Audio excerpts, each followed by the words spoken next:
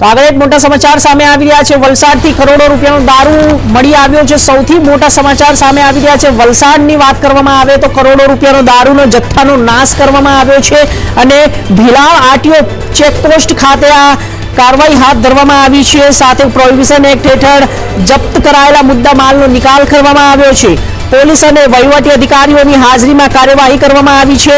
વર્ષ 2026 દરમિયાન જપ્ત કરાયેલા દારૂનો મસમોટો જથ્થો નાશ કરી દેવામાં આવ્યો છે। ગેરકાયદેસર દારૂના વેપાર સામે પોલીસે કડક સંદેશ આપ્યો છે।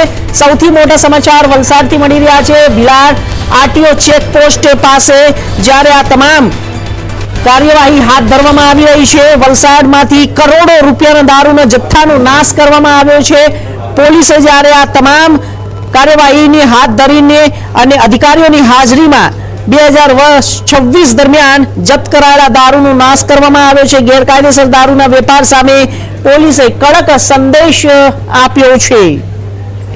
તો વલસાડ જિલ્લાના પ્રોહિબિશન એક્ટ હેઠળ વિવિધ પોલીસ સ્ટેશન દ્વારા વર્ષ 26 દરમિયાન જપ્ત કરવામાં આવેલ કરોડો રૂપિયાના દારૂના જથ્થાના નિયમો અનુસાર નાશ કરીને ઉમરગામના ભીલાડ આરટીઓ ચેકપોસ્ટ ખાતે વહીવટી અને પોલીસ અધિકારીઓની હાજરીમાં કાર્યવાહી હાથ ધરવામાં આવી છે।